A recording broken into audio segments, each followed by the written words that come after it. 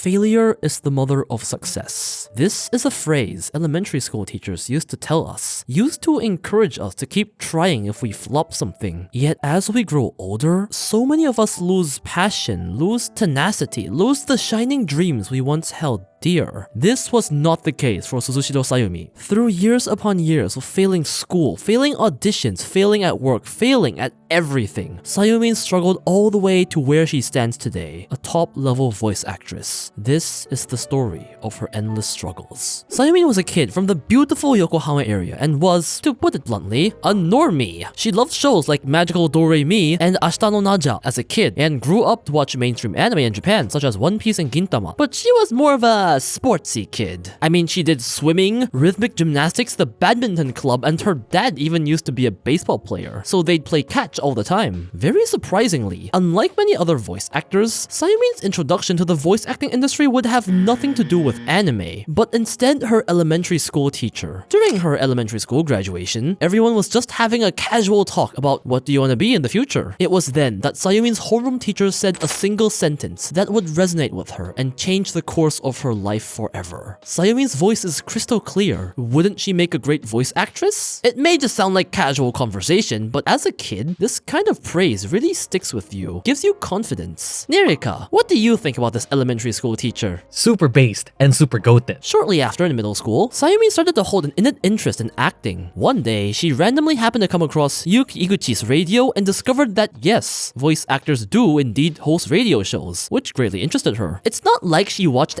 that much anime, but the few that she did watch really seemed to have an influence on her. See, there was a certain mage in a certain anime that made her think, wouldn't it be amazing if I could just be the mage? To be someone that physically can't exist in real life. She just wanted to be that person closest to the fantasy she loved so much. With all these factors combined, for the first and only time in her life, Sayumin would decide on a lifelong dream, to become a voice actress. Even as just a middle schooler, Sayumin declared that since this was her dream, she wanted to achieve everything by herself, not wanting to rely on her parents for financial support or anything. What this meant is she needed to do part-times to pay her tuition, and boy did she grind. She first worked at a convenience store, then an apparel shop, a factory worker, cram school grader, and even a waitress at the Intercontinental Hotel, serving high-class businessmen in a suit. She says she's worked a total of 10 plus part-times in the past, all for her tuition. Oh, she also dabbled in tutoring. Nirika, how would you feel if Sayumin was your private tutor? I think I'll seriously lock in and be her best ever tuti. This was it. The first step towards her dream. No one could stop her. She failed the entrance exam. Yes, she failed the very initial entrance exam. Like basically the calibration exam. So while she wanted to start immediately in her first year of high school, she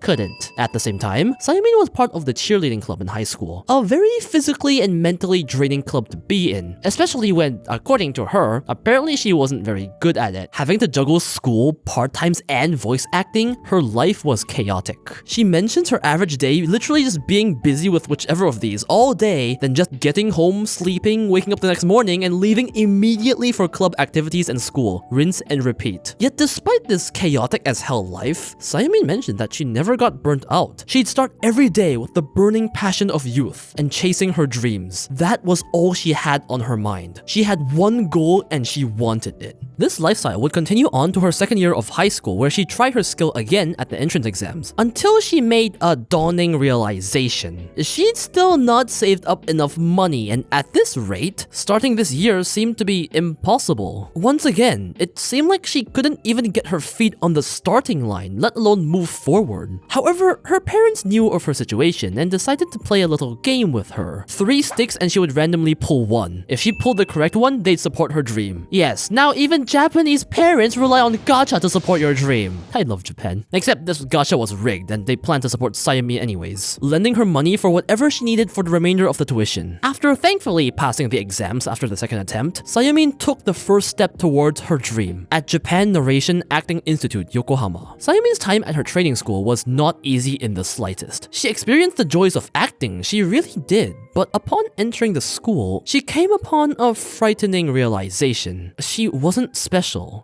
Sayumin seemed to struggle a lot with projecting her voice, attributing it to as if being stuck in a shell. She quoted that in Japan, it's very commonplace to be very quiet, even in public places. So by muscle memory or even just habit, some people can find it very difficult to fully project their voice, even when allowed to. And well, this is obviously a problem when voice acting. But more than anything, Sayumin realized her voice wasn't unique in the slightest. It was just average with no personality. She could do all the acting stuff and lessons and everything fine with a passing score, but she thought she wasn't interesting enough. Nothing about her stood out, just another fish in the sea. For years, she trained hard, reciting lines at lessons, at home, and yes, continuing this hellish high school life schedule without ever losing heart. Yet soon, her fears would come to life as for multiple years in a row, Sayumin failed at the yearly agency auditions again and again. She chose to continue training at the school to further hone her skills,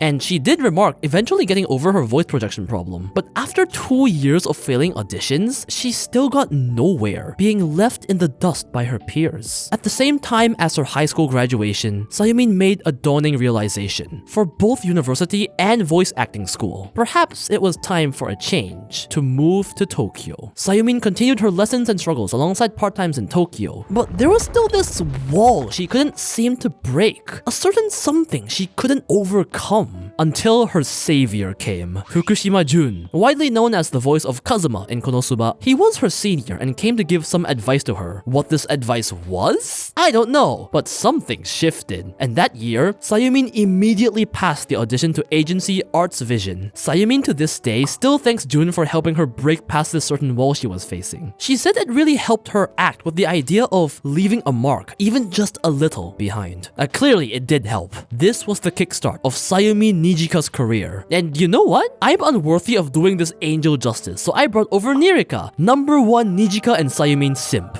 perhaps to a schizo level. I think he sees things at night to do me the favors. Okay, that is one wild introduction, and I'm not denying anything. But anyways, back to Sayumin. So you think that entering an agency would mean her career can finally come to a start, right? Well, tough luck. If you didn't pass any job auditions, you are basically unemployed. At the very start, Sayumin was only given 1 audition per month with minimal number of lines, which she all failed despite practicing very hard for. In fact, despite already entering an agency, Sayumin decided to still continue learning in her training school for years to come, just to keep her skills sharp. Other than this, it was back to the part-time job grind. These early years, according to her, were full of insecurities, always looking at her peers, old classmates and thinking, damn, that girl already has a leading role? And that girl is already on Wikipedia? These self-esteem issues would continue on even after she got her very first role in some video game, and her first anime role as an NPC in Love Live Sunshine. Over the years, Sayumin would see a decent amount of success. She finally got a main character role in her second year, debuting as Akira in High School Girl. Though it was kind of weird because Akira was mute, so she only made noises. So I don't know if we can really classify that as a big role.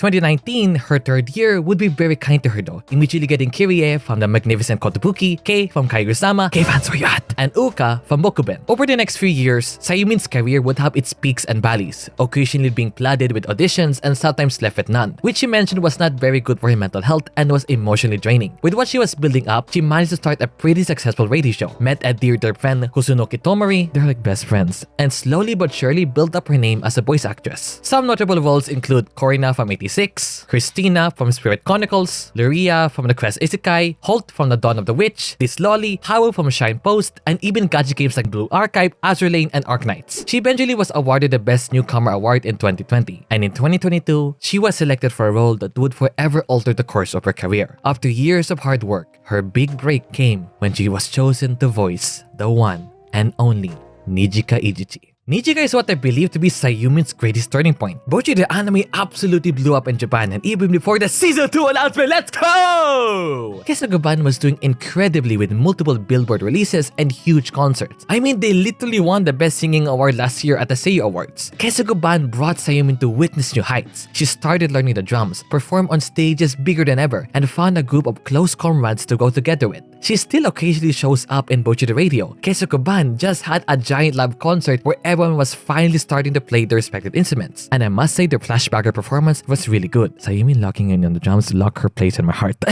Frankly, Bocchi the Rock is a household name nowadays, even amongst the voice acting industry. For God's sake, some even dub it as the second coming of K-On! And the representative for modern music or band anime. And the memes. Oh god, don't get me started on the memes. Like, who can never forget the Who is Nijika copy pasta, for example? Since Nijika is the paragon of human virtue, without equal pasta.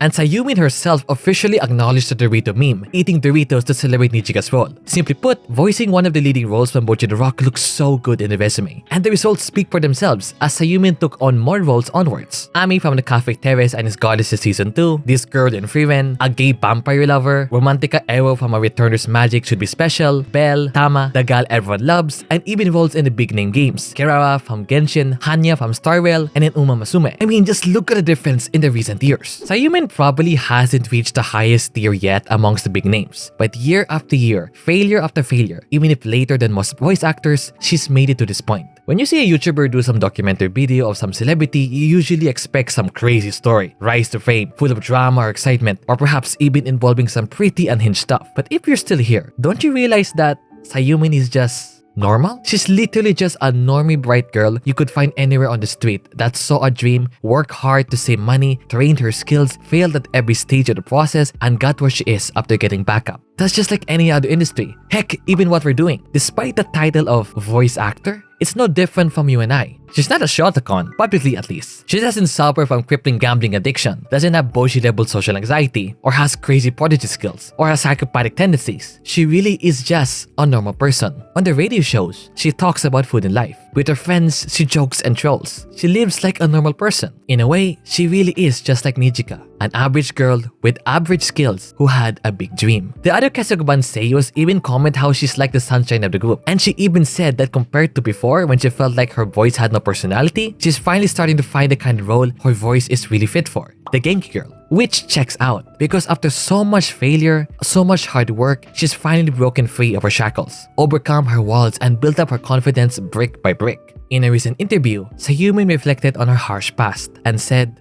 "Looking at it now, I know that giving your absolute all to something you love is never a bad thing. You might fail, you might get hurt along the way, but you learn a lot every time you do. So there's no experience that's truly useless. That's the best part about this job."